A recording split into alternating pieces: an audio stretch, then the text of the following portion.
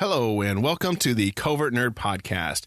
Thank you for listening. It means a lot to me. I really appreciate the listenership, especially those that aren't in the United States. And specifically, I want to mention the United Kingdom, because next to the United States, those of you in the United Kingdom listen to the podcast the most. So thank you very much for listening to this podcast. I really appreciate it. Please go to covertnerd.net to find out how you can reach out to me via email, Twitter, Instagram, Facebook, or you can also subscribe to the podcast on the website. Also, you can find the show notes there as well, and the pictures and all the other details about this episode and past episodes. Today, we're going to do another Nerd Deathmatch. So let's dive right in and nerd it up with Lee Bokma.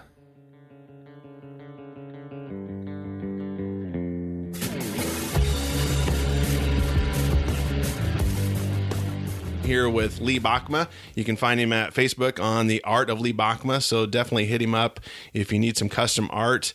I guess, Lee, maybe real quick, I saw you did some custom art for a business, doing a logo. Yeah. So you can pretty much do it all, right? Yeah. I'm trying anyway, but thanks again for having me on the show. But yeah, I do everything from fantasy art, sci-fi art, comic style art, and even some logo work. So yeah. Yeah. So if you need it, hit him up. Yeah, it's gonna be a good episode. I love these death matches, and I want to thank Lee for doing this. It's a good time. As a listener, if you don't know what we do on these death matches, we pick 3 fantasy, sci-fi, fiction characters, however you want to say it. We look at their background, their history, and then we pit them against each other. And it's not always a fist fight type fight. This one's going to be a little different on some of them. We'll get to that. So we introduce the characters, and then we introduce their power sets, skills, abilities, whatever have you. And then we kind of discuss how they would go against each other. It's a fun concept to look at, because these characters, obviously, that we're looking at would never meet in the fantasy fiction world, and so it's a cool way to look at these characters. I'm going to have Lee start, and this one is the Magical Mentor Mash. That's right. So we tried to pick 2 characters that are these magical mystery mentors that kind of pull the strings, behind the curtains kind of guys. Yep. That lead the protagonist to where they need to go. So I've selected, surprise, surprise, the most iconic maybe of all time, at least in modern pop culture, Yoda from the Star Wars canon will be my magical mystery mentor. Yoda first appeared in 1980 in The Empire Strikes Back, and he's Luke Skywalker's mentor. But as you get into the canon, you find out that Yoda is actually 900 years old, and he's probably mentored an estimated 20,000 Jedi during that time, is what I saw, which is like incredible. It's like a small city of Jedi that he's responsible for training. That's a lot of younglings. Yeah. So from Empire Strikes Back on, Yoda's pretty much in every Star Wars production that's available out there, from TV to the other movies. He's in all the prequels, and then he finally makes an appearance in The Last Jedi. He comes back in his spirit form. So Yoda, he's, like I said, he's one of the oldest Jedi Masters, been around for over 900 years when he died, I think was his age. Yep, 900 years old you become. Look as good you will not. So you got to talk in the Yoda voice. I love how he just rounds it to 100 years. I'm like 907. No, I'm just 900. Just 900. Just 900. Anyway, yeah, so he's been a Jedi Master for a long time. He's mentored, like I mentioned, Luke, Obi-Wan, Count Dooku, Mace Windu, Qui-Gon Jinn, on and on and on. He's mentored all these Jedi throughout the years. Something that I found interesting when I was doing my research on him, originally in the concept, he was going to be named Minch Yoda. Minch? Minch, M-I-N-C-H, Minch Yoda. And then obviously somewhere along the line, someone like, no, it's just going to be Yoda. Yoda. So they chopped that off. Good call. And so Yoda's powers, he's very strong in the Force, obviously. He can use his lightsaber. He has a form of telekinesis, obviously called Force Push in the Star Wars canon. Yes. He can redirect lightning and blasters with his hands, sort of an energy redirection power. He's telepathic. He can talk to other Jedi and other people through his mind. He has the ability, at least a limited ability, to envision the future, as we saw in Empire Strikes Back, where he's like trying to look ahead and trying to foretell Luke as to what was going to happen if he left to go, face Vader on Cloud City. Yeah, and then I think in Episode 1, he said the future looked cloudy. He couldn't. Yeah. It's a limited sort of ability to see the future, but he can see parts of it. And then probably his coolest power of all time is he maintains consciousness and power beyond death. So even after he dies, he can still go on and continue to mentor you from the grave. Yes, you can't get much more powerful than that. Coming back from the dead, basically. So yeah, that's Yoda. That is my contestant in the mystery magical mentor mash. Yeah, I like Yoda's a great character. George actually came up with him, I think. So yeah, I think he was a George Lucas original, and then so who did the puppetry? He's the famous. It was a Muppet. He was a Muppet guy, right? Yeah, he worked for Jim. He came back and Jim Henson Productions. Frank Oz. He did the voice. Oh, okay. I think Frank Oz. That's right. Yeah, okay. Jim Henson did the puppetry. Yes, created by George Lucas. So and then they had him in. I remember in episode 1 that was kind of a big deal. George said that I want him as a puppet again, even though they could CGI him in. Obviously, in episode 2, he was all CGI'd. But yeah, the CGI scenes that I don't know. Yoda for me just loses his whatever that is mojo when he suddenly becomes CGI. It's just actually. A lot of the Star Wars, that's me probably talking old school because I love the original Star Wars where it was all makeup, it was all miniatures, and it was in the newer one, some of the special effects is just it's so glossy or whatever. It's I don't know. The purist in you is I just want that grittiness of a puppet or a mask, where it's, I don't know. I thought that, and I did read, on a side note, that I think it was in the expanded universe, one of the novels, so... It's probably not canon, but I think when Disney bought the rights, they axed all those novels, caught them out of the canon. I think maybe it was in a comic book. They said the reason one of his way back when he was young, they told him if you keep using the Force so strongly, you're going to have a tough time walking when you get older. So basically, the concept was the force that you're exerting is starting to ruin your knees and ruin your joints, and that's why he can only do his Yoda jumps and he's all over the place occasionally. Well, now I'm picturing Yoda in his youth. He's this 6'4" strapping linebacker looking guy. Yeah, and I think I have. As he gets older, he just shrinks and becomes decrepit. I have one of there's artists did one where he has hair and whatnot, so it's kind of cool. So, but yeah, okay. Well, yeah, my character then is Gandalf from the Lord of the Rings. And as you probably know, he is the main guy in The Hobbit and The Lord of the Rings. He is more of a behind-the-scenes type of guy, so he doesn't have necessarily project his power, so to speak. But there's a whole... And depending on the fan that you are, if you've read the books and the movies, I'll probably refer more to the movies because I think that, as the listener, is probably... more where you lean. But if you've read the books, great. There's a lot more detail in there. And then if you see on Facebook or social media, there's usually a picture of an iceberg, and you have the little bit of the iceberg sticking out of the water. Then below there is this giant iceberg, and at the top it says Lord of the Rings, and at the bottom it says the Silmarillion. And if you don't know, that's a book that Tolkien had written, but didn't publish until after he died, so his son Christopher wrote it.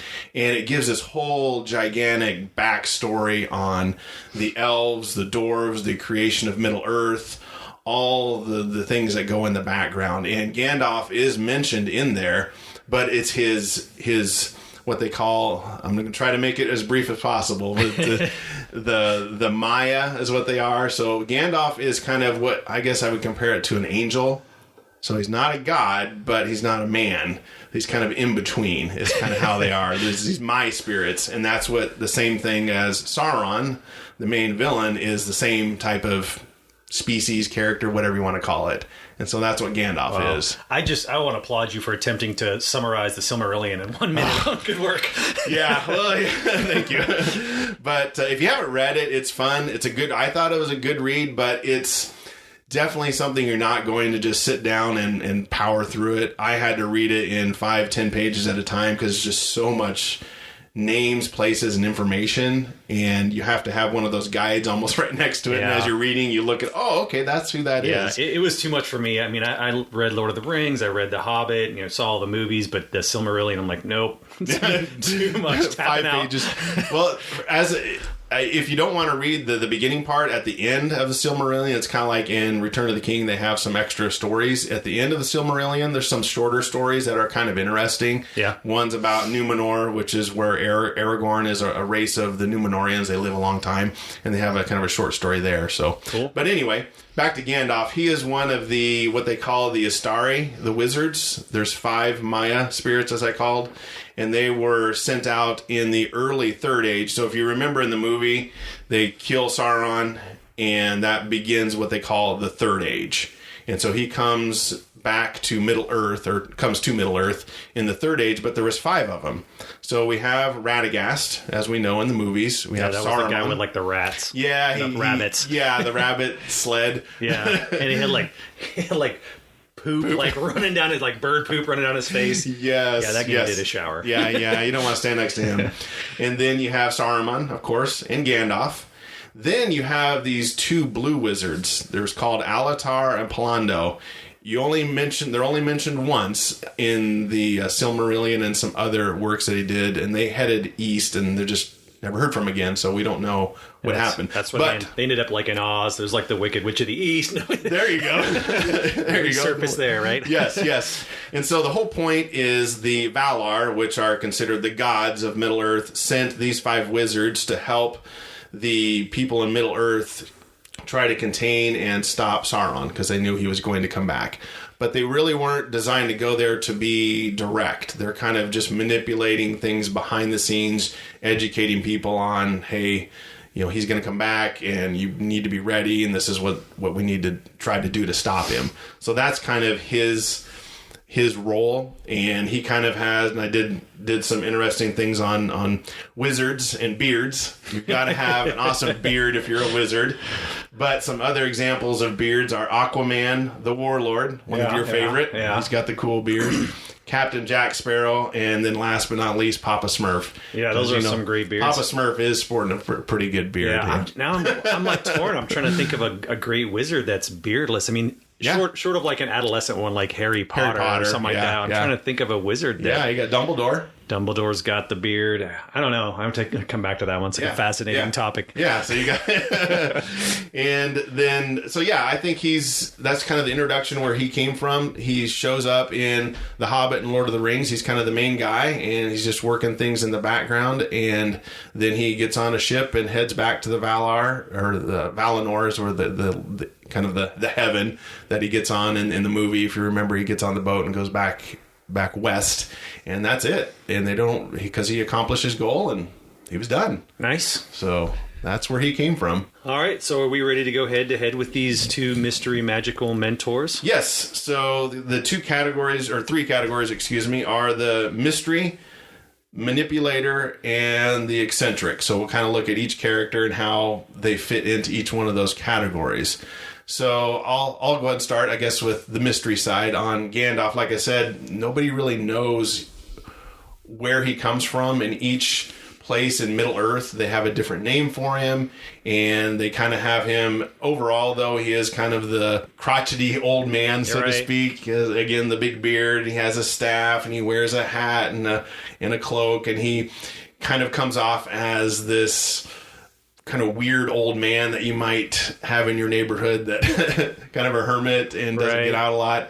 He smokes a pipe, and he can manipulate the smoke, and he can manipulate fireworks. And so if you remember in the movie, he kind of talks about, I'm not just a trickster, I'm not just some guy that shows up and does fireworks, but that's what everybody in Hobbiton, or the Shire, thinks he is. He's the guy that shows up during parties and does fireworks. Right. And the little hobbits are there wanting him, egging him on to do some firework tricks. And so the perception is he's just a weird old man that shows up and smokes his pipe and does fireworks. Right. We really don't know a whole lot about him. He shows up for a while and then he leaves. He really doesn't stay in one place, and that's kind of what he was sent there to do, is to go around to the different countries and peoples and try to make sure that they're ready for when Sauron comes back. Right.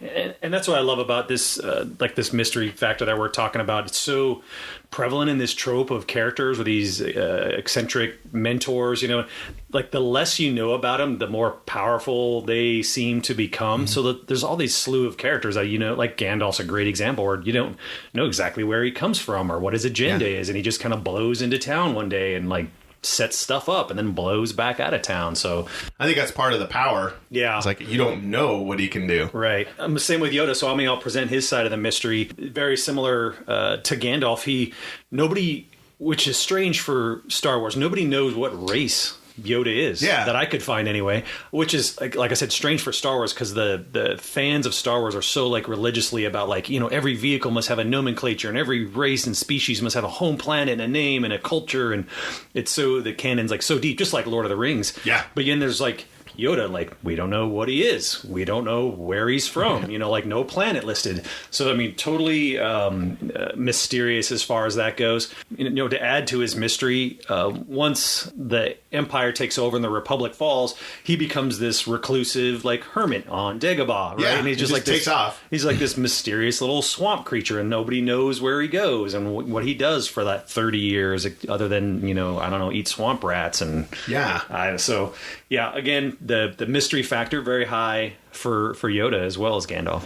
There's a book put out by Kevin J. Anderson. He's done some of the expanded universe novels, and there's an illustrated one. I don't know if I still have it at home, but it tells kind of these side stories, and one of them is about Dagobah. Right before the Empire takes over, they send this group of scientists to Dagobah. They go around and study planets, and they send this scientist to Dagobah to try to study it. And they get there, and they're just all excited. But then slowly but surely, all of the scientists start dying off because there's so many plant lives. We don't. The scanner says this is an edible plant, but we eat it and it kills somebody. And then there's all these creatures. And then at the end, they say it seems like almost there's some sort of force here not wanting us to find out about this planet. Oh, okay. They never run into Yoda, but the whole thing is that Yoda's on this planet. He's trying to hide from the Empire, and he's kind of turning the planet against anybody that shows up so that he doesn't know that they're there. Nice. Yeah, so I thought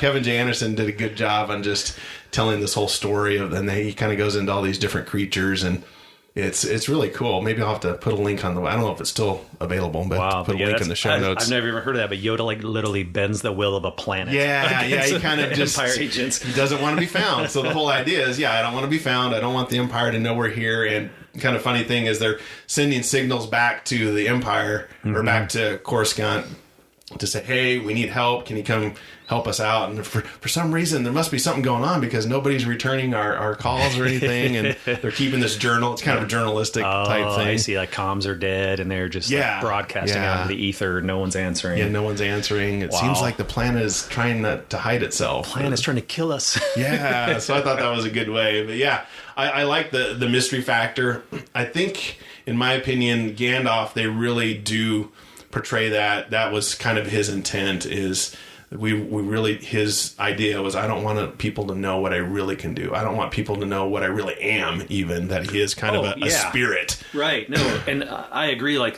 throughout both Yoda and Gandalf, like that was like to me, their source of their power was their mystery. Like you never knew what exactly they were up to. You knew they were pulling strings and manipulating the whole thing, but you just didn't.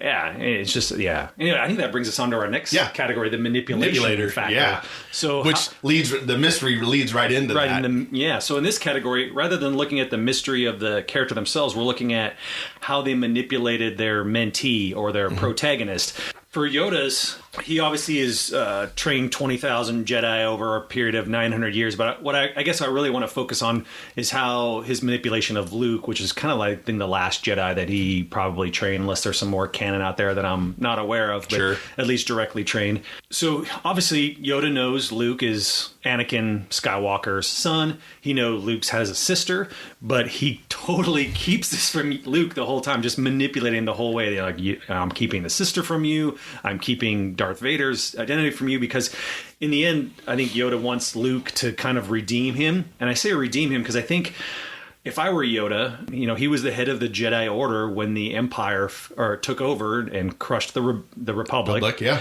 And he was, and also ended the Jedi Order. And I mean, ultimately, if you're one of the top dogs when that whole system fell, I mean, he's culpable for that failure and he should feel responsible for it. It's your fault, Yoda. Totally your fault, Yoda. You took on the Emperor and you still lost. Yeah, hashtag epic fail, Yoda. Yeah, there you go. So then he goes into hiding in Dagobah for 30 years or 20 years or whatever it was. But he sets the wheels in motion as far as like hiding Luke and hiding Leia and like telling Obi-Wan, hey, you need to go keep an eye on Luke and kind of, shadow him, but stay hidden. And we'll come back someday. And he's all moving his chessboard pieces around to hopefully bring balance back, to the galaxy, and he's manipulating all these pieces. But to me, I don't know if sinister is the right word, but I mean, Luke's he's got a family, and they hide it from him. Like they literally hide his family from him. Oh, Anakin, you mean? Anakin? No, Luke. Oh. I mean, he doesn't know he doesn't have a sister. That's true. He Yeah. doesn't know his father's alive. They lied to him and told him that his father died because they're all afraid that he'll be corrupted by the dark side of the Force. Yeah. And I think ultimately Yoda wants to use Luke and Leia to redeem his mistakes and restore some balance in the universe. Fix it. To me, that's how much more manipulative can you get, hiding living family members from someone to use them to your agenda as pawns in your agenda to reestablish balance in the universe, order to the galaxy. Yeah, anyway, that's a good point. Yeah, you're right, because he's just hiding all of this from Luke and Leia and Vader and the whole thing. I suppose. Yeah, you're right. The question is, if I tell them the truth, is that going to change how Luke and Leia would do? It would probably stop them from kissing in Empire Strikes Back, none the least. I mean, don't kiss your sister. That's right. We totally have Yoda for that incestual moment in Empire Strikes Back. He's totally fault. To blame for that. Again, hashtag epic fail. That's funny. Don't kiss your sister. That's right. Thanks, Yoda. Yeah, way to go, Yoda. And I can't get that out of my head. So yeah, I think him and Obi-Wan both were kind of... but we can put the blame more on Yoda because he's 900 years old and he should know better. He was pulling. I mean, he was still pulling Obi-Wan's string to in effect. He kind of gave him a mission to overwatch Luke and yeah. You're right. And in the fact he wasn't just manipulating Luke, he was manipulating Leia as well. She didn't know she had a brother or a father, and he was kind of keeping her as like his backup plan. Like if Luke went astray. Because there was that one line, I think, in Empire Strikes Back, where like, no, there is another. There's another. Like, and we're all, as a viewer, going, what are you talking about? Yeah. But ultimately, it was his plan B. If Luke fails, I got a backup plan. I mean, again, what a classic manipulator move. I know. He just has all the chess pieces in place. Yeah, Gandalf, as the manipulator, he is, he goes to the Shire in the Hobbit book, movie, and gets Bilbo to help the dwarves stop Smaug, but then in the kind of as a side thing, he finds the One Ring, of course.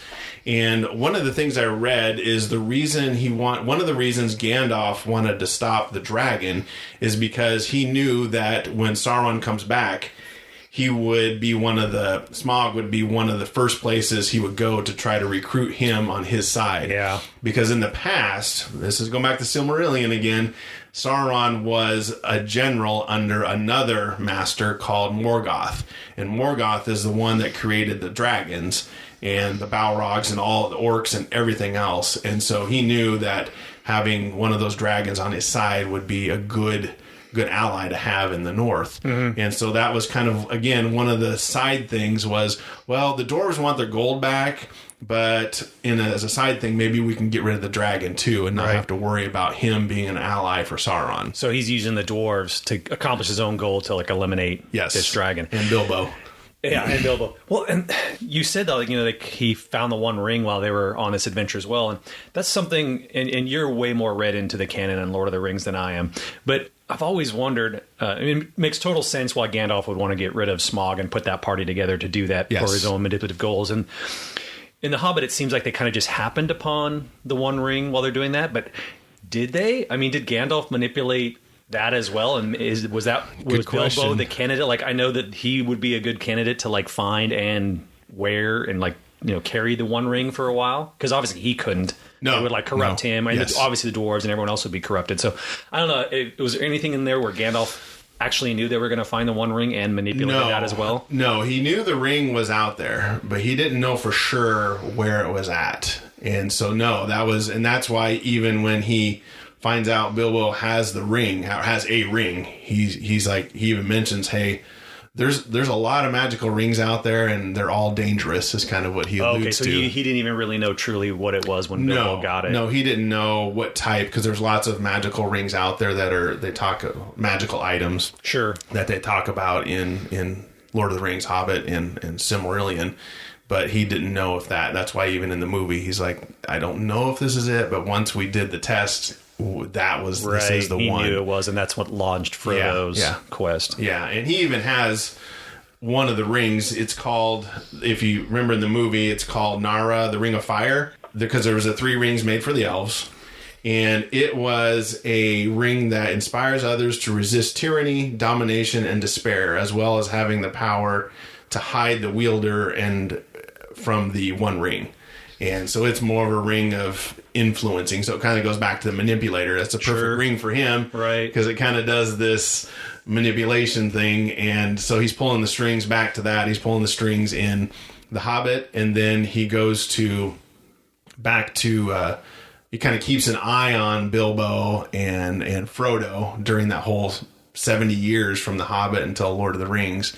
And kind of keeps an eye on things there. Yeah, I mean, the guy's got like a ring of power. He doesn't know which one it is, or a magical ring, but yeah, he's going to keep tabs on that he's sucker. going to have him, and then he has the, they call them the, in Lord of the Rings, if you remember, they call Aragorn one of the Rangers. Right. And so he has the Rangers that live near the Shire kind of keep an eye on the area, because he knows, well, you do have a ring, I just don't know which one. Mm-hmm. It could have been one of the Dwarven rings, or one of the they know where all the 9 rings for the men are at. Right. And then, of course, he encounters Aragorn and tells him, hey, you're the king, even though he doesn't want to be the king. Right. And works with Elrond and all the others. Again, he's just kind of traveling around, keeping an eye on things.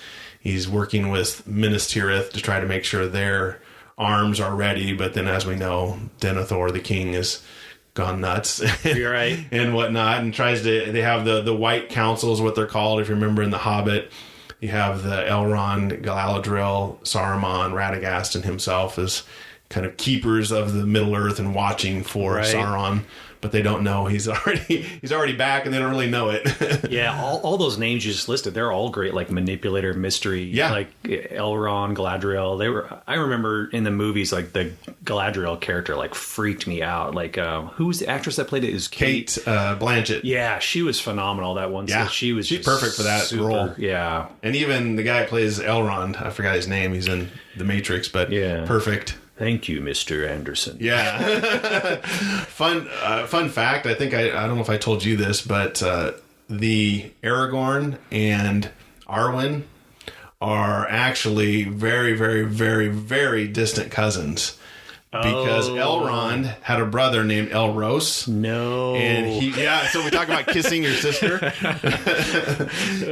So he had a brother named Elros. Elros went to Numenor, which is an island, and that's actually one of Aragorn's distant, very distant grandfathers. What is it with like ancestral ties and these great like deep, canonical whatever? I don't know why they epic do stories. It. I mean, I'm even thinking like Game of Thrones. There's incest running throughout that. Right. Now it's in Lord of the Rings. It's in Star Wars. Ugh. Oh my God. He actually got married, but it's like marrying it was 3,000 years prior, so she's like 1% of his cousin. I'm trying to think of the horse realm, but I'm totally like missing the name of that. It starts with Rohan. Rohan, yeah. It's legal in Rohan. It's the Kentucky of legal in Rohan. It's okay. Oh, funny. So he's Gandalf just kind of moving the strings in the back, and we were talking about when he goes to last one here, I guess, when he goes to Moria, he even leaves the decision up to Frodo where we want to go. Do we want to go through Moria, or do we want to try to go through Isengard area? And he's like, I'm not going to make you do it, but I'm going to... He's pulling I know strings. what's going to happen in both And that scene in the movie is actually pretty cool. You know, he's when he kind of does a flashback to Saruman, and it's kind of sinister. You know what the dwarves did in Moria, and Gandalf knows what's there. Right. So I thought that's a good scene. Yeah, that's another manipulation by him where he's not telling everything. He's not showing all his cards. Yeah, because if he told him there's a demon in the caverns, we don't want to go there. Yeah, hopefully he's sleeping. Yeah, I know. Yeah, and he's like, we got to be quiet. Yeah. So cool. All right, so we get on the last factor here. Is the eccentric? Who's the most eccentric? Yeah, another common thing of this trope is usually the character of this mentor appears to be something that he's not. Like he's a bumbling fool, or he's got some sort of like eccentric character flaws, or something that makes basically everyone thinks he's not like this powerful entity that he is, because he's got this eccentric characteristic. So anyway, with Yoda, he's a pretty eccentric dude. He's a 2-foot little green guy. He probably speaks in the most strangest syntax, that weird backwards talk that I wonder Yoda who came does. up with that. Do you think that was Frank Oz or George? I don't know if I don't know if George Lucas came up with that, or it was one of the other writers that backwards talk. I must anyway. So that's that'd be a good question to find out. A character eccentricity about Yoda, and then also Yoda. I don't think he ever wore shoes. Yeah, you're right. He has the three-toed claws. I'm just trying to think if I want to be mentored by someone who doesn't have footwear. I'm trying to think of.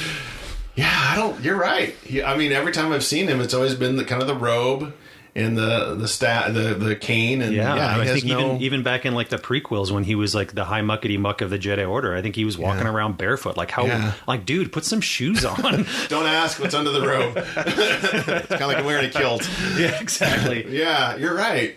He doesn't wear shoes or socks or any, So basically his speech patterns and his choice of wardrobe are the two things I'm presenting as Yoda's greatest, eccentric patterns anyway. Eccentricities. Yeah. Okay. I'm stumbling over the word eccentric. Eccentric. We chose a bad word for this category. Oh, well. That's the way it goes here.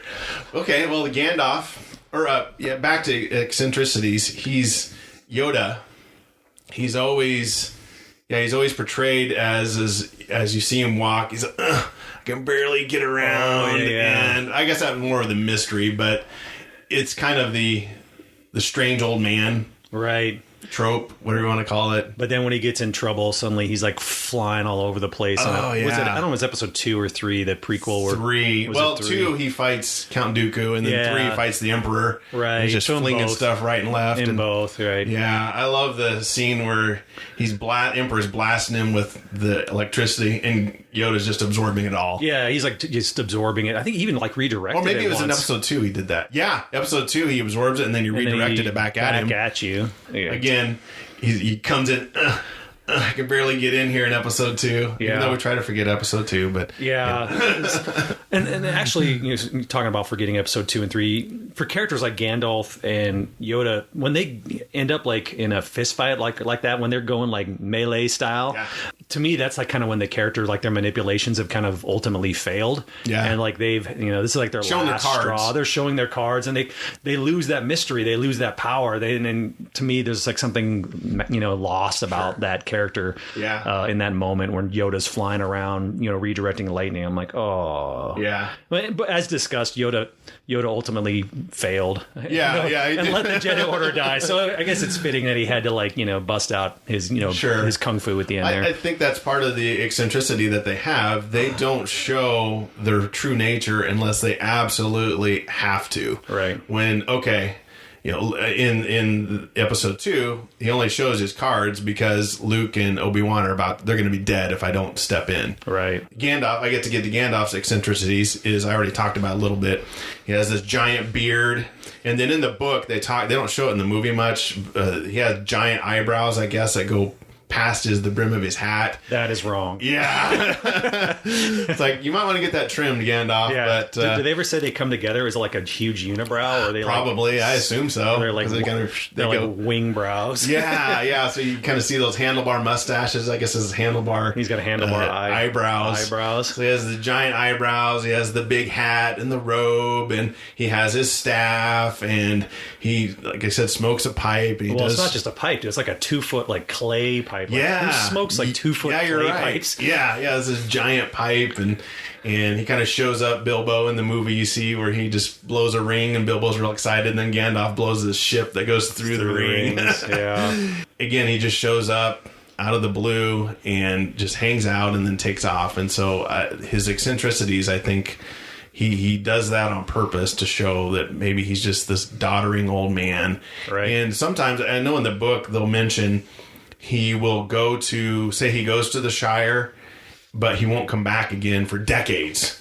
And so I think that allows a little bit for because he's been in Middle Earth for over 2,000 years. And so I think he does that on purpose to make sure a generation almost forgets that he's even there, who he is. Oh yeah, it definitely builds the mystery. Yeah, so there's this, back to the mystery. It's like there's just this kind of urban legend about this wizard that shows up to do fireworks every 20 years. Wow, he's like that guy that just posts on Instagram like every 3 months. You're like, oh, I forgot I followed this guy. He's alive. So yeah, I think the eccentricities, he's got it. He's been around for 2,000 years. He travels all over the place. He speaks multiple languages. He just looks like he's a crippled old man. Yeah. Even if you remember I think it's The Two Towers, he kind of alludes to, hey, help an old man when he's going into Rohan to talk to the king there. He's like, help an old man up the stairs. Yeah. Or you don't know, I think it's don't deprive an old man of his cane. Walking stick, yeah. Yeah, kind of trying to... Always portraying that weakness, so people underestimate him, you continue to manipulate them. And so it just builds onto his eccentricities, because all of these guys, all of the places he travels, all have these little stories about him, because he has a different name at each location. The elves, the dwarves, the people in Minas Tirith, all have a different name and a different that describes him. Each name has a description attached to it, and it's all different. Yeah, nothing builds mystery like doesn't aliases as well. Yes. Like everyone calls you different things. Yeah, exactly. So we got the mystery, the manipulator, and the eccentric. Yeah, so I guess it's up to you, viewer. Like, who would you rather win this melee between the mystery magical mentors? Who would you rather have mentor you down the path of heroism, Yoda or Gandalf? Gandalf, exactly. So, all right, let us know on social media who you think wins those 3 categories. All right, the next category we're going to go into is called the Redhead Ruckus. And my pick for this one is Black Widow from Marvel Comics. She is actually Natasha Romanova, sorry. Gotta get more Russian. Yeah, I'm getting more Russian than that. She appeared in Marvel Comics in 1964 from Tales of Suspense number 52, created by Stan Lee, rest in peace, Stan Lee. And she's been a fixture in the Marvel Universe ever since, but there was a predecessor to her from Timely Comics, which I guess was what Marvel ended up turning into, changing their name, but it was called Timely Comics, and the character had a name of Black Widow in the 40s. They had a character in there called Black Widows, but the only thing that she had in common with the current one was the name. She's an anti-heroine who kills evildoers in order to deliver their souls to Satan, her master. And How is that an anti-hero? I know. That just sounds like a villain. Exactly. Well, she's killing evildoers, so I guess... I don't know. All right, maybe. Stretching it. But she appeared in Mystic Comics number 4 in August of 1940, and this is why we had the Comics Code of Ethics right there. I looked at some pictures from it, and it just looks completely evil. This Satan character they have, and she looks just very dark. Wow. But that's the only commonality is they both have the same name, Black Widow. But I saw that and that's interesting. But it delivers their souls to Satan directly, and so she kills them. Wow. So Natasha, Black Widow, started out as what they call a femme fatale. She's a spy for the Soviet Union. So this takes place in the 60s, height of the Cold War, just after the Cuban Missile Crisis. So everybody's paranoid about the Soviet Union. And she is more of a seductress. And she tried to seduce Tony Stark to get some information out of him. And then she did succeed in seducing a young Hawkeye. So he was turned his head by her beauty. Yeah. And got some information and turned him towards on her side to help kind of get information from Tony Stark. And I think she eventually wanted to kill him, but she wanted some of his technology. It was kind of the idea was what she was trying to do. Right.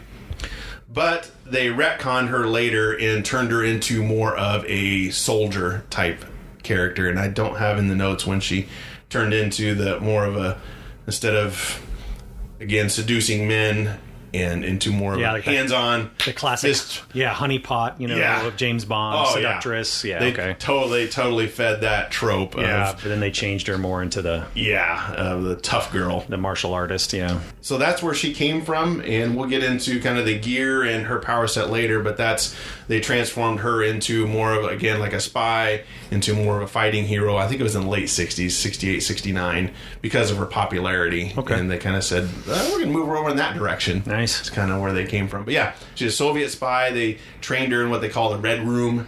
And I guess they had not only her, and this came later, not only trained her, but several other women to be kind of those seductresses and go get information from those stinking capitalists over there. Right. What was that movie? Or it was a TV show too, like La Femme Nikita. Yes. Like they trained a bunch of like orphans or something like that into like spies and. Yeah, they did. And then there was if you remember in the 80s, they always had these not made for TV movies, but these little short run series that they would do, and they had one in the 80s where it was almost the same exact thing. They were training these girls in the Soviet Union to become Americans, so they had them speak only English, they had them eat American food, watch American TV, wear American clothes, and then they would send them over to America to gather all this data. Deep spies. Yeah, so that's still, even in the 80s, was still going on. Well, I didn't see it, but wasn't there like a movie like Red Sparrow that came out recently with what's her name? I'm totally blanking on her name. I remember seeing she plays Mystique, and she plays the Hunger Games. Jennifer Lawrence. Yeah. Yes, you're right. Yeah, isn't that I think that's probably the same trope in there again, where the female spy, trained from youth or whatever. I think. Probably need to check that movie out. Yeah, there you go. So there's Black Widow. Okay, so for my half of the Redhead Ruckus, since you went with a communist Soviet, I'm going with a G.I. Joe All-American hero. Yes. So I picked Scarlett. Scarlett was originally debuted in 1982 as part of the original G.I. Joe team. Her real name is Shanna M. O'Hara, and she's from Atlanta, Georgia. Oh, wow. So very Irish. Well, I think very Gone with the Wind is what they were going for. Where she's Scarlet, she's from the Deep South, she's got the red hair, she's probably got a little sass, So I think that's they were going for the Gone with the Wind factor. In 1982, was she introduced as a figure first, and then the comic, or was it simultaneous? It was pretty close to simultaneous, as far as I know. That the toy came out with a comic, it came out with a cartoon, and they were probably all within 6 to 8 months of each other. I have to go actually take a look, but she was one of there was like only original 8 Joes, I think, that were in that first original line release, I think, and there's probably G.I. Joe fans out there cringing right now at my lack of knowledge, but I know it was less than maybe a dozen. Okay. And she was one, and she was the only female character in that original release.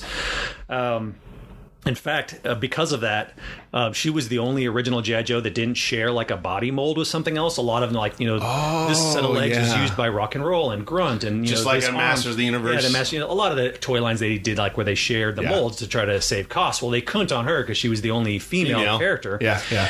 And somewhere, and I'm assuming this was a mistake, she was the only figure that came out that didn't have the hole in her bottom of her feet, so she could be stood on one of those little peg boards. I didn't know that. So somehow in the mold they forgot the foot peg holes, so she can't stand up. Yeah, in fact, hold on. Awesome. I got her right here. Oh, you're right. So I'm listener, I'm sorry you can't see her, but I've got the original Scarlet figure I'm showing Lee here, and she has no foot peg. So the rest of the Joes can stand, she has to be sat down. I wonder if when they did a second run of those, if they put the holes on them. In different releases, they always had the holes in their feet. Ooh, so this might get you a whole $10 on eBay, maybe. I don't know. Awesome. Anyway, back to Scarlett and her holeless feet. She is a skilled martial artist and acrobatic. She started training at age 9 with her father and brother, got her first black belt at age 15. She went to law school, graduated summa cum laude. Instead of being a practiced lawyer, she decided to join the military and serve her country. Even though this wasn't, at the time, women weren't allowed to attend these schools. Like, apparently she got into them. She went to, like, infantry training school, ranger school, covert ops school, marine sniper school, blah, blah, blah. She went to all this military training that's open to women now, which wasn't open to women back in the 80s. So she was ahead of her time for that. Yeah. She's qualified in all these modern weapon systems, M4, M16, pistol, grenade launcher, so on and so forth. But what I love about her is she decides to use the XK1 power crossbow as her weapon of choice. So, is that the one that comes with the figure? Yeah, so that's the one. You gotta love, like, modern character. Everyone else has got, like, a gun or a laser, and, like, nope, I'm using this crossbow.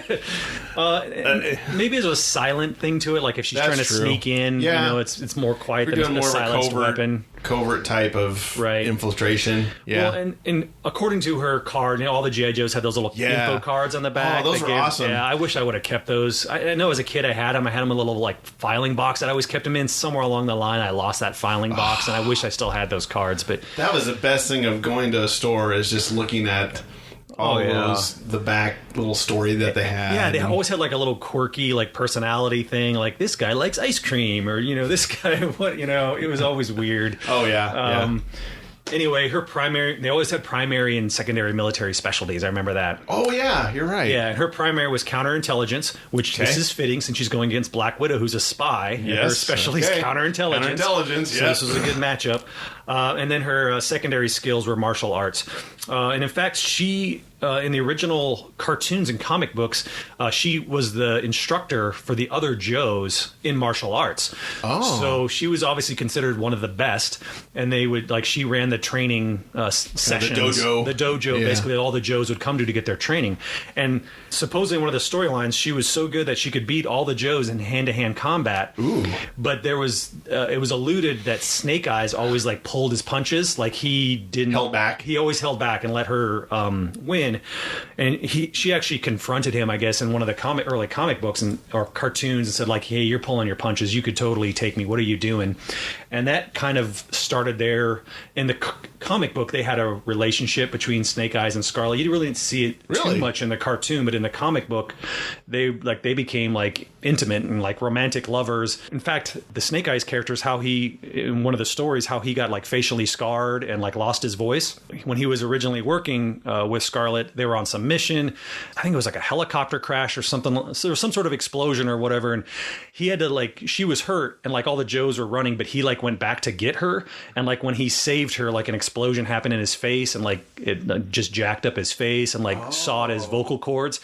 So again, like, his, like, disfigurement is, like, because he was trying to save her while she was hurt or something like that. And I wish I could find that comic book. I didn't know that. Always when I watched the cartoon, I always thought Duke and Scarlett were kind of a thing. There was a little bit of that in there too. And yeah, so, but in the cartoon, there was more of Duke and Scarlett, but in the comic book, which is totally different. Listener, if you see the cartoon and the comic book, it's similar to, like, the He-Man thing, where the mini comics are way different than the cartoons, but the comic book much more adult. Like, people were dying. Like, there was no, like, parachuting out of a plane right before it blew up, or, like, jumping out of the tank right before the missile hit it, which was, like, a very always saw that in the cartoon. No one ever died. And then the themes were just a lot more adult. Like, Cobra was running, like, these money laundering schemes, and, like, they were, like, having international weapons sales to third world countries and trying to topple dictators and stuff. It was, like, way more, like, realistic than the cartoon, where Cobra is just like, we're gonna take over the world. Again. Right, it was just very flat. Where in the comic, it was much more complex. So she started out back up. She started out in law school and then ended up being in the military and being a martial arts expert. Yeah. And then she was pretty much with the Joe team. She's in pretty much every rendition of G.I. Joe, from toy to cartoon to comic to relaunches. And she was the only G.I. Joe female for quite a while. Yeah. They eventually released CoverGirl, I think, in the second wave. Oh. And she was like a wheeled vehicle mechanic that drove this missile launching tank thing called the Wolverine. And then, like, I think the third wave, there was like Lady J, who was, again, I think she was Lady like J. a covert type person as well. Yeah. And then I think there was like a Jinx, maybe. There was like, Jinx was like a in the female movie, I remember ninja that eventually came out. I think those are the only 4 female Joes that I know, but there were a few female Cobras, but I'm getting way She off was the track first. here. She was the first. Well, in fact, when I was doing the research, I found out in one of the early cartoons, I believe, because Baroness was the only female Cobra for a long time as well. Mm-hmm. Yep. There was one episode where there was some magical horn that you blew and it caused all men to go unconscious, and it basically became this Scarlett versus Baroness heads up fight because they're the only 2 characters left. That was another good fight because when you're a kid, you're always like, oh, they got the Baroness and you got Scarlett. They need to go toe to toe. Yeah, they were like the token one female member of the team for at least a year or 2 until some of these other ones started coming out. And most boys, when they're 8 or 9, that was probably their first crush was Scarlett anyway. So it's cool redhead, and you're like, oh, cool. We've got. I'll touch on kind of Black Widow's skill sets, powers, whatever you want to call it. She has a similar type of drug or serum. You have the super soldier serum, and I guess she was injected with a similar type of serum that they came out with, and so she's a lot older than what they say. Different versions have her born in 1928, and then also she was also born possibly in Stalingrad in the early 40s when the Nazis were trying to invade Stalingrad, and that's where she was born as well. So she's probably 70-ish, 80-ish. I did not know she was injected with. I thought she was just a normal human character. I did not realize that she had some. I think it's when they retconned her in the late 60s. Oh, okay. So initially, no, but then when they retconned her, that's when they came up with this, made her more tough. And so this serum allows her not to age. It also allows her to resist diseases, so her immune system is very strong. And I don't think from what I gathered in my research, she's not as powerful, near as powerful as Captain America, where he's super strong, really strong, but she doesn't age. She can resist most diseases. She's also been psychologically conditioned to suppress some of her emotions, so she can, when she's in a combat situation, she can focus. And that's more the training, not necessarily the drug that she has. And she's also a world-class athlete, gymnast, acrobat, aerialist. She's also an expert martial artist, expert marksman, and weapons specialist, having trained in espionage, of course. Mm-hmm. She also has a gifted intellect, so she's extremely smart, and possesses the ability to perform multiple tasks. Again, she can shut off certain part of her brain, but she can also do one thing over here, but be thinking about another thing. Right. Expert tacticianist. And the equipment she has, of course, we know the bracelet. What do they call it? I forgot what she's called it. She's got like the wrist rockets. That's not the proper Widow's Bite. There we go. It's called the Widow's Bite. Yes, the wrist rockets. Their Widow Bite is what they call it, and they shoot, and then they send a little electric sparks or electric shocks through them, basically like a stun gun. Essentially, is from what I gathered. Yeah. But and then she also has what they call in the 60s the Widow's line. It was kind of like the Spider-Man web slinger, but she had these little wrist things that would shoot out the little cable, and it would attach to things, and then she could like swing the bat hook or whatever. There you go. Grappling hook. Yeah. So it's called the Widow's line, and then, like I said, you have the Widow's Bite. So obviously all this kind of coordinates together. But again, she's also very dark in the fact that some people say, she has her old Soviet Union type training where she's not above killing people. Mm-hmm. And in several instances, in fact, she was fighting with another SHIELD agent, and some men confronted her. She told them, you need to back off, or neither one of you are going to walk away.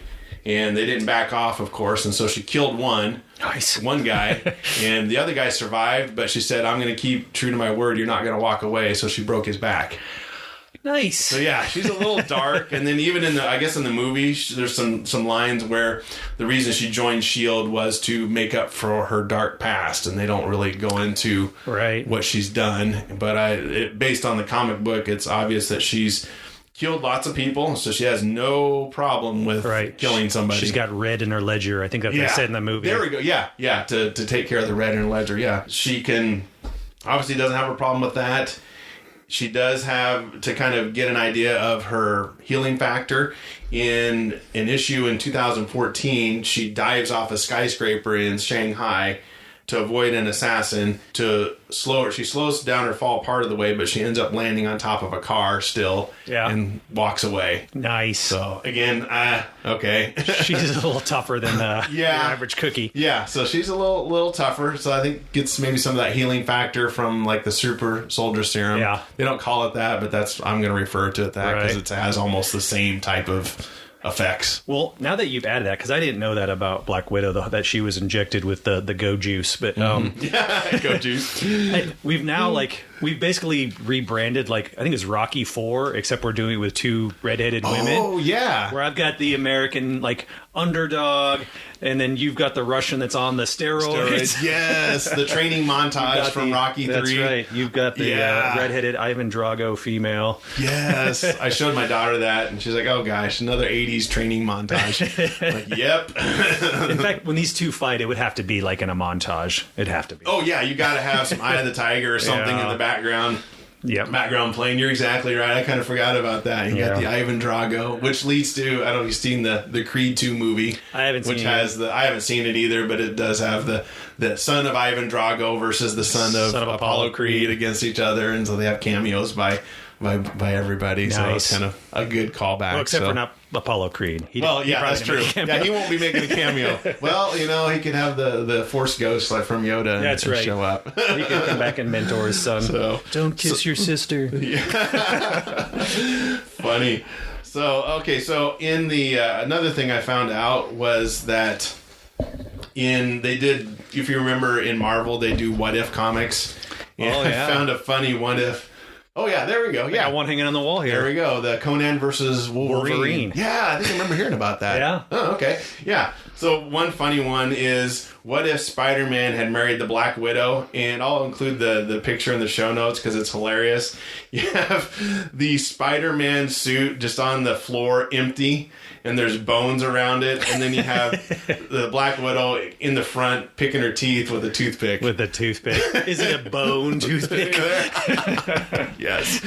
So, but that just, again, plays into the real life story of the Black Widow spider. Obviously, when she mates with the male, she eats the male. The male. But yeah, I just thought that was hilarious. Awesome. The What If comics some of them are just so hilarious. Like another one was, what if the Watcher had hair?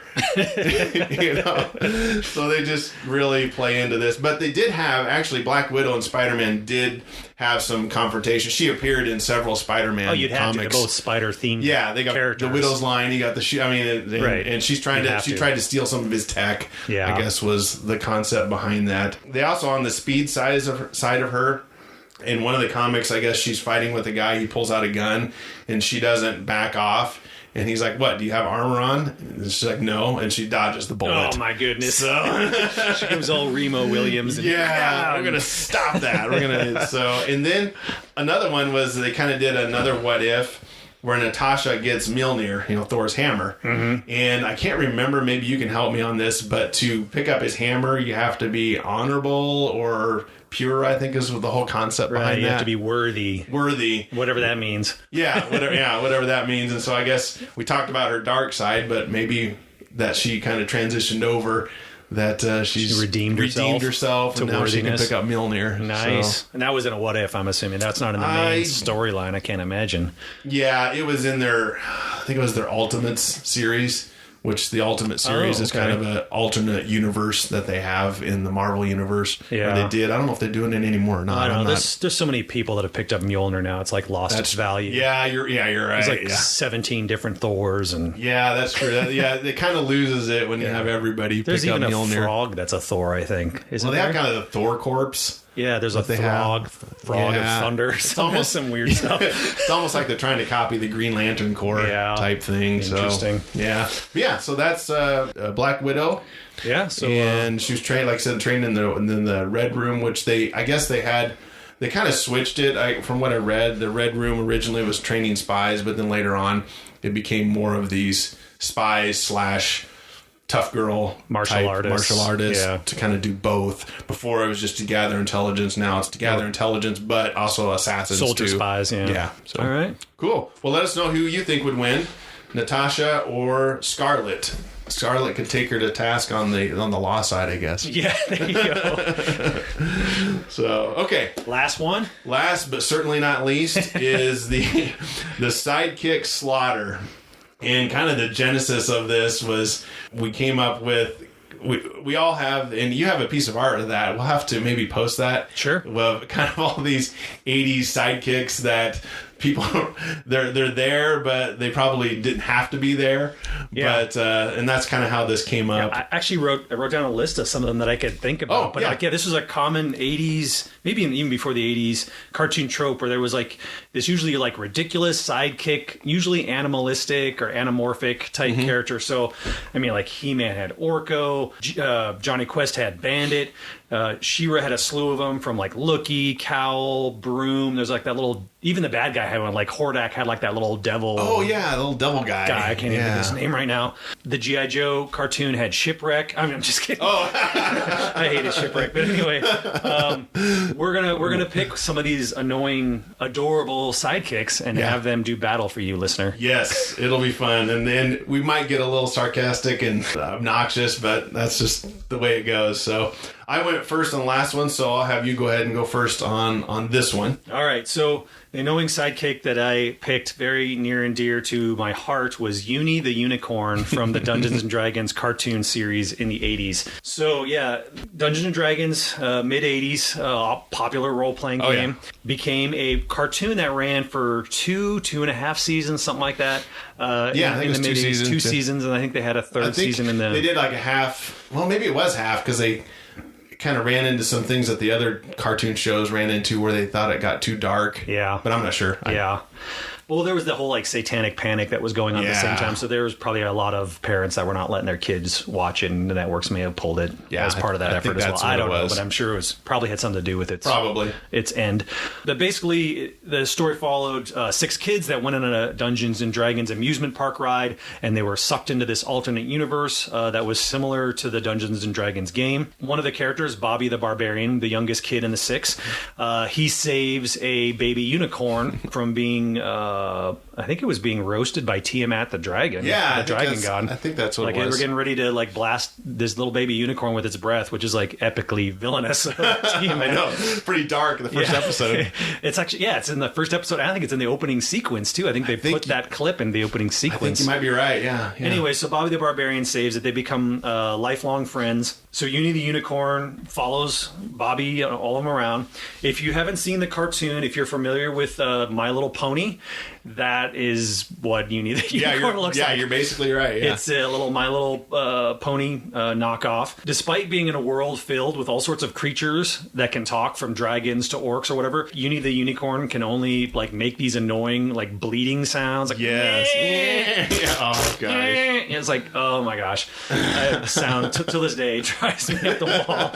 Uni's only power, besides being annoying, is she in the Dungeons and Dragons game, unicorns have the ability to teleport once a day, and occasionally Uni at the right time could like muster up this power, but it would literally like took all she had because she wasn't a full grown unicorn. Yeah, because she's like a baby almost. Right. So that is Uni the Unicorn, my friends. Uni the Unicorn. In all her glory.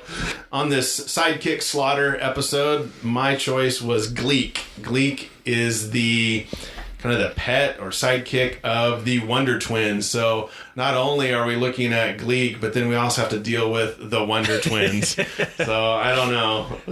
Maybe if you like Wonder Twins, okay, fine. There's layers of annoying. Yeah, there's whole layers of annoying. So, but yeah, the Wonder Twins were created by Alex Toth.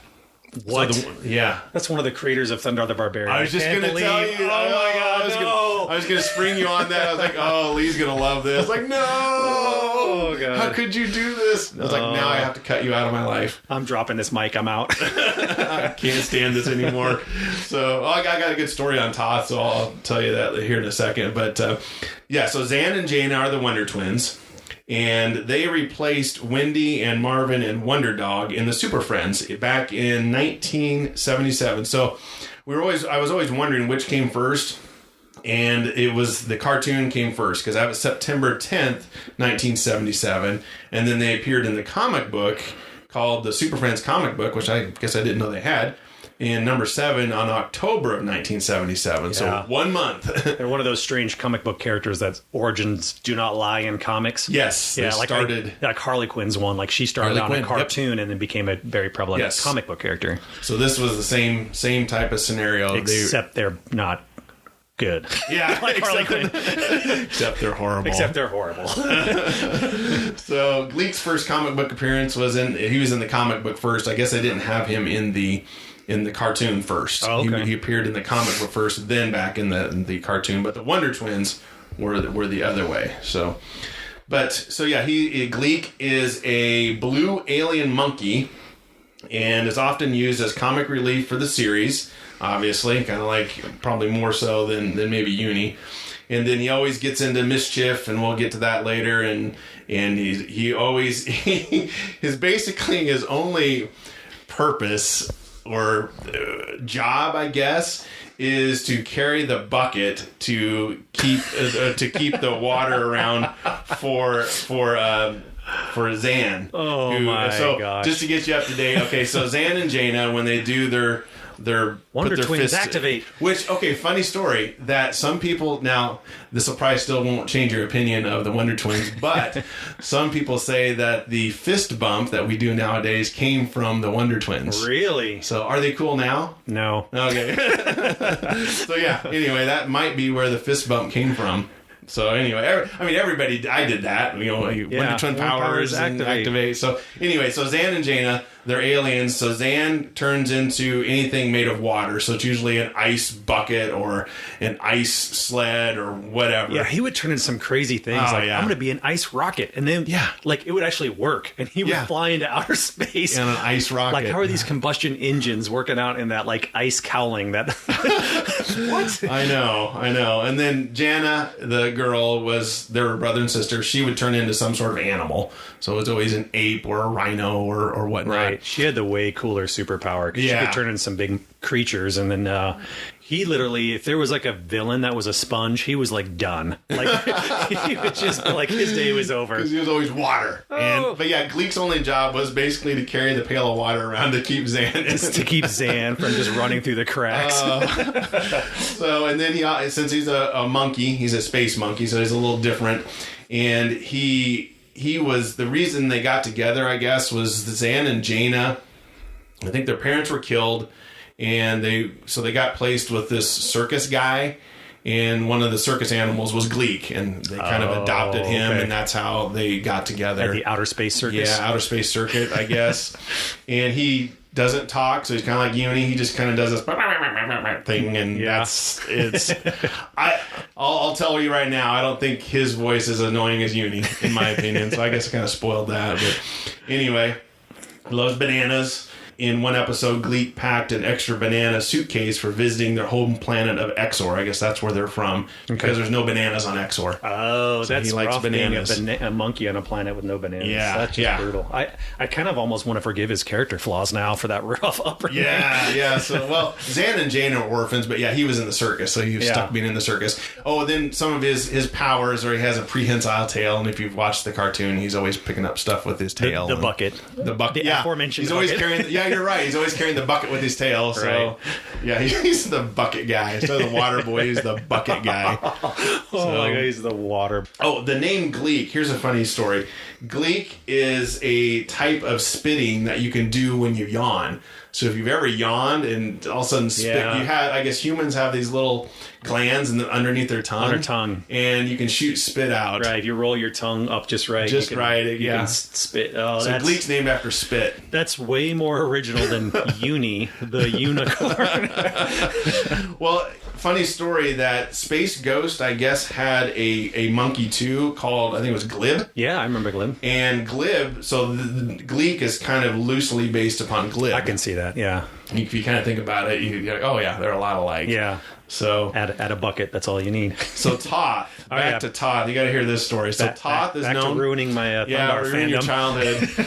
He was a designer, as we know, with Hanna-Barbera, Ruby Spears. He helped with shows like Super Friends, Space Ghost. So that's probably where he got. Yeah. He just took Glib and made him Gleek. Retweaked him and made him Gleek. And then, of course, Thundar the Barbarian. His hallmark was nice, clean designs. Mm-hmm. Yeah, was okay, maybe. But he was, in a way, he was a comic book artist and was respected by many of the people in animation, I guess, in the 80s and 90s. But he was, I guess, when Bruce Timm, who made the Superman, Batman animation series. Yeah, also a very clean, stylistic artist. Yeah, so he copied Toth's, or imitated Toth's type of designs. But evidently, he was extremely critical of the Superman series, animated series. Oh, really? He thought it needed to be more like Fleischer's animated Superman back in the 40s. Oh, okay. And would send multiple letters to Bruce Timm and the other guys that worked with him. Mm-hmm. So much so that they eventually told him, you need to stop and don't contact us anymore. And they cut off all contact with him. He's just like this cranky old man sending letters to the editor. I guess it wasn't just one letter. It was multiple. Like every week he would send them a scathing letter. You're doing this wrong. You need to do it like this. That guy's passionate about his cartoons. Yeah. So I guess he became a grumpy old man and just mean. And he did pass away at age 77 in 2006. I don't know that he ever made reprimands to Bruce Timm, but in my opinion, I like Bruce Timm. That's iconic with Batman and Superman. Oh yeah, in the 90s, all those cartoons you did. Yeah. So sorry, Toth was a grumpy old man in his later years, besides creating the Wonder Twins and Gleek. Yeah, all right. All right, so anyway, back to the annoying sidekick battle. We were having a little trouble wrestling over how we were going to have these two sidekicks battle, because we really didn't want either one of them to win. We thought about kind of, these some crazy scenarios where they start like on a cliff's edge and like Tiamat blows fire and they fall off into Hordak's slime pit to crawl out of that to fall into like Flash Gordon's that rotating panel that he did battle on with the spikes came out of it, and then fall off that into the Sarlacc to be like from consumed for 1,000 years, out of the return. What a great battle as those two duke it out. They're just going through this like slaughterhouse of events. But I think we decided on, kind of like we do with the magical mentors, we're going to look at 3 factors and like literally how annoying are these characters broken down into 3 factors. Yes. And then let the viewer decide which is the more annoying two sidekicks. I think we already kind of touched on it, the annoying voice. Oh my gosh. So just go on YouTube and look up Uni. And you'll hear that annoying screech. Oh, you remember on, I think it was Dumb and Dumber, the most annoying sound in the world? You're right. I think Uni beats that. It's similar. It's very similar to that, where he's just like, Maybe that's where Jim Carrey got his inspiration from. He happened to watch a Dungeons and Dragons episode, and so if you're a watcher of Dungeons and Dragons, did you get excited on I think it was on the Dragon's Graveyard episode when Venger almost kills Uni, or were you cheering? Oh yeah. Well, I know I think it was in season 2, there was one episode where they like the kids almost got home through some magical portal or device or something like that, but like Uni couldn't go because she was a creature of the realm. I didn't know that. So they actually come back because they didn't want to leave Uni, and I was like, come on, no, stop it. So what was it that makes her so annoying? Is it the voice, obviously, right? But I think it's Bobby just got too sentimental. I don't know what it was. Well, I think that brings us, annoying sound or voice was like our one category. Our next one was like kind of a cuteness factor that we're kind of basing these two on. And I think that's what also did it for me to like really loathe Uni. Is like, she was like a My Little Pony, like cuteness knocks off. And then, obviously I'm a huge fan of Barbarians, from Conan to Bart Thundar and back and forth. So Bobby the Barbarian should have been like my go-to guy in Dungeons and Dragons, but he instantly like befriends My Little Pony. Yeah. And I'm like, no, like, barbarians don't do that. Right. So Bobby like falls several pegs down, and I'm probably gonna go with Hank. I would say, Bobby's probably the second most annoying character. Yeah. On that series. After Uni. I don't know. Eric the Cavalier was not fun to listen to either. He just constantly whined. I just hate whiners. Well, I got that was his. It was his trope. Yeah, he was the pessimist. Yeah. But because Bobby was in love with Uni, then it's just kind of it's going to drag you down. He drug down way down in the rankings. So, but anyway, the cuteness of Gleek compared to Uni, I don't know. Yeah, well, I kind of go back to the annoying factor. Obviously, his voice is extremely annoying, but just I don't know, the comic relief for him.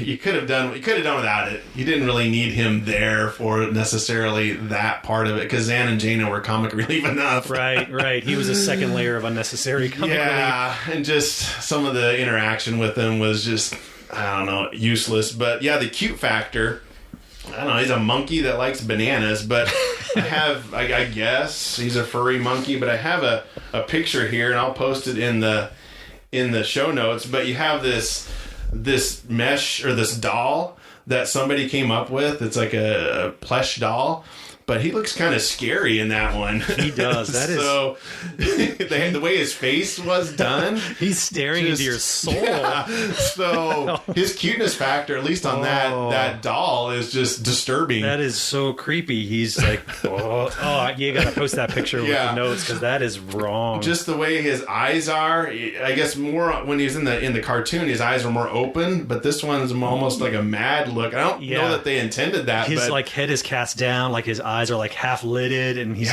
giving you like this insane, like, I'm gonna eat your banana soul. I'll stick that banana where the sun don't shine type thing. Or gosh. It's a little ominous. But so the cuteness factor, he's more annoying than he is cute. So Uni may have the advantage on the cuteness factor and the annoying voice. So Gleek's not looking too good right now. Yeah, well, I think where Gleek's going to win out is in our third and final factor, which we're calling the Shenanigans factor. Yes. Which, what kind of shenanigans did these sidekicks get into that kind of drove this storyline, or like drove that comic relief side plot?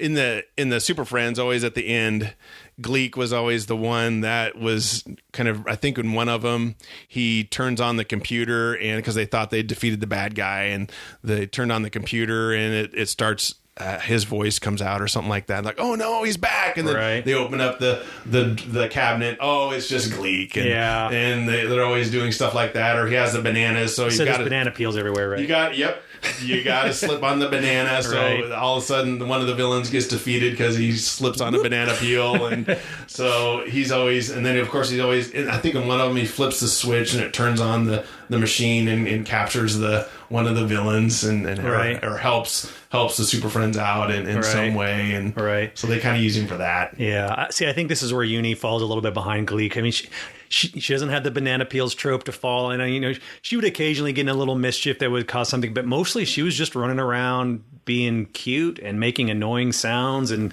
not able to go home, having to be saved by Bobby or one of the others in the group, and so I think Gleek's got, he does have a prehensile tail, so it's true. She doesn't. Need a lot more shenanigans, but she can teleport.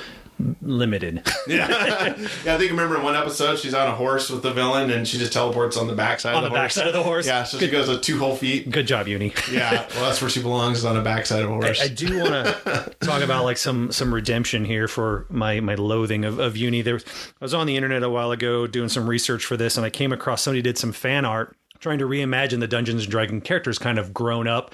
So they're all like in their 20s and 30s. And he wanted to this fan artist try to portray them as kind of like tough looking, like they've really weathered the world of Dungeons and Dragons for like a decade now. So they don't look cartoony anymore. They look like, like bad people you don't want to meet in a dark alley. Yeah. And the one character that was missing was Uni. So I was looking around like, what's with Uni? And then I noticed on Bobby, who looks like Thundar now. He's this huge muscular barbarian. Like his armor is made out of like unicorn bones. There's like this unicorn skull with like a horn sticking out of it. And I'm like, that is epic. Oh, that's so awesome. Somewhere along the way, Uni died and Bobby made it into armor. Maybe that annoying he just had enough. Finally, that's it. I'm hitting you with this club. It's over. That's right. I'm making you into chainmail. That's awesome.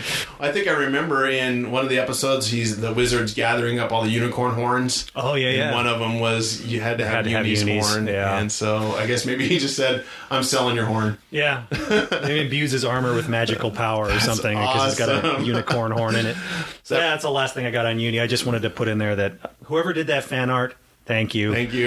We finally got rid of. We know where Uni ended up at, where she belongs. Yep. In the pit of the Sarlacc, and that's so. Yeah, let us know how Uni and Gleek should die. They need to burned by Tiamat, and then dumped in the Sarlacc pit, and then eaten by the worms from Dune, or whatever. Just fill in the blank with it. So, but we had a lot of fun. So let us all include all the show notes here with all the little tips and facts and figures and all that fun stuff, and it's been fun. Let us know who you think should win the Sidekick slaughter and all the other nerd death matches that we did. I also did an episode before with another nerd death match, and I kind of keep wanting to do this and picking some this is fun, some different characters and just throw them together, and it's kind of fun researching it. I'm kind of the facts guy, so I kind of like looking, that's who did that, and see some of the different things that they started.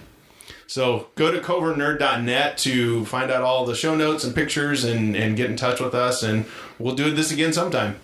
Thanks. Such a fun episode. I really, again, want to thank Lee Bokma for being on the show. It's a good time when we get to sit down and talk all things nerdy about comic books, fiction, and things like that. So it was a good time. I hope you enjoyed this episode. Please go to covertnerd.net to reach out to me and let me know how you think these nerd death matches should have went, or your thoughts on upcoming episodes that you would like to hear me talk about. So thanks again for listening to the episode, and until next time, nerd it up.